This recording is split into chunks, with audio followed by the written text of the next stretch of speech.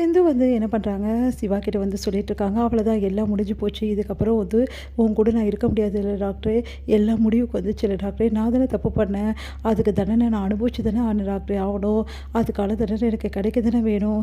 அதனால எந்த பிரச்சனையும் இல்லை டாக்டரே. ரொம்ப நாளாகவே நான் உன்னை ரொம்ப காயப்படுத்தியிருக்கேன். அதுக்கு எல்லாத்துக்கும் ஒரு முடிவு இன்னைக்கு வந்துடுச்சுல்ல டாக்டரே. நீ சந்தோஷமாக இருக்கணும் டாக்டரே. எனக்கு அதுதான் முக்கியம். பரவாயில்ல டாக்டரே. உன்னை நான் உன் கூட இருக்க முடியாது அவ்வளோதானே. ஆனால் உன் நினப்பு மட்டும் என் மனசில் எப்பவுமே போகாது டாக்டரே. என் காலம் ஃபுல்லாக நீ மட்டும்தான் டாக்டர் எனக்கு புருஷன். நீ தான் என் வாழ்க்கை டாக்டரே. வேறு எதுவுமே என்னால் நினச்சி கூட பாவம் ஏன் சிந்து இப்படிலாம் பேசுகிறேன். வேறு எதுவும் பேச தோணல டாக்டர் எனக்கு. நீங்கள் நானும் பிரிய போகிறது மட்டும்தான் என்னால் தாங்கிக்க முடியல. மற்றபடி உனக்கான நியாயம் கிடைக்க போகுது. அது வரைக்கும் எனக்கு சந்தோஷம் தான் டாக்டர் அப்படி சொல்லிட்டு போகிறாங்க. இதை கேட்டு சிவா என்ன பண்ணுறதுன்னு தெரியாமல் அப்படி யோசிச்சுட்டே இருக்காரு.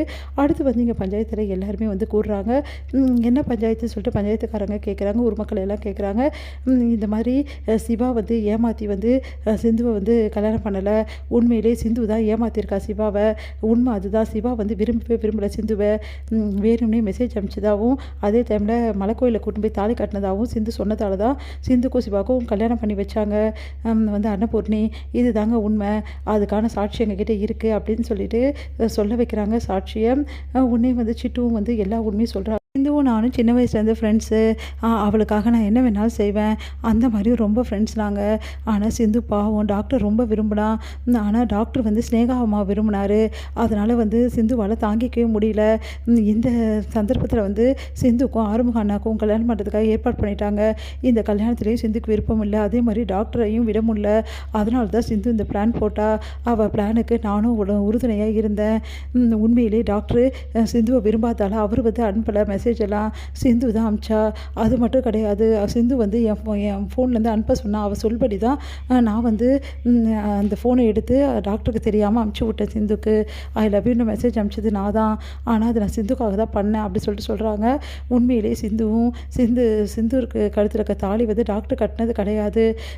உண்மையிலே அன்னைக்கு என்ன நடந்துச்சுன்னா சிந்து தான் தனக்கு தானே தாலி கட்டிக்கிட்டா மலை கோயிலில். இதுதான் உண்மை. அதுக்கப்புறமா தான் பெரியம்மா தாலி கட்ட சொன்னதால் வேறு வழி இல்லாமல் தாலி கட்டினாரு டாக்டர் அப்படின்னு சிந்து கழுத்தில் அப்படின்ற உண்மை எல்லாத்தையுமே சொல்கிறாங்க சிட்டு. அதை கேட்டு எல்லாரும் அதிர்ச்சியை என்னை மன்னிச்சிடுங்க, தயவுசெய்து என்னை மன்னிச்சிடுங்க, நான் தப்பு பண்ணிட்டேன் அப்படி சொல்லிட்டு அழறாங்க சிட்டு. இது எல்லாத்தையும் பார்த்து அதிர்ச்சி அடைகிறாங்க அன்னபூர்ணியால் தாங்கிக்க முடியல. இவ சொல்கிறதெல்லாம் உண்மையா சிந்து? நீ சொல்லு சிந்து, நான் யார் சொல்கிறதே நம்ப மாட்டேன், நீ சொல்கிறத நம்புறேன், சொல்லு சிந்துன்னு.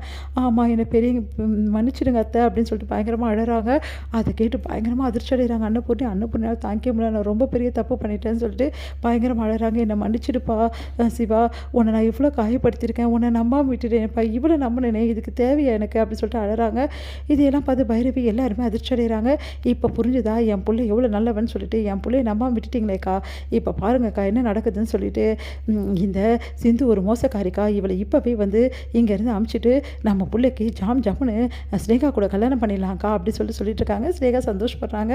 இதை பார்த்துட்டு பஞ்சாயத்துக்காரங்க ஏங்க அதெல்லாம் அப்புறம் பார்த்துக்கலாம், முதல்ல இவங்க உறவுக்கு என்ன வழின்னு சொல்லுங்கள் அப்படின்னு சொன்னோன்னே எங்களுக்கு இதெல்லாம் பிடிக்கலங்க. எப்போ இவ ஏமாத்துக்காரி இப்படி பண்ணாலோ அதனால் இதுக்கப்புறம் எங்கள் வீட்டுக்கு வரக்கூடாது, இதுதான் எங்களோட முடிவு அப்படின்னோடனே நீங்கள் சொல்லி என்னங்க புரிஞ்சணும், சம்மந்தப்பட்டவர் சொல்லட்டும், வேணாம்னு சொல்லிட்டு நாங்கள் அறுத்து விட தயாராக தான் இருக்கோம் அப்படின்னு சொல்கிறாங்க. நீ உண்மையை ஒத்துக்கிறியாமா? நான் உண்மையை ஒத்துக்கிறேன் அப்படின்றாங்க. என்ன தன்னை குத்தாலும் ஏற்றுக்கிறேன்றாங்க. நீங்கள் என்ன சொல்கிறீங்க டாக்டரே அப்படின்னு சொன்னோன்னே சிந்து விட்டு பிரியத்துக்கு எனக்கு சம்மந்தம் கிடையாது அப்படின்றாங்க. அதிர்ச்சி அடைகிறாங்க எல்லாருமே.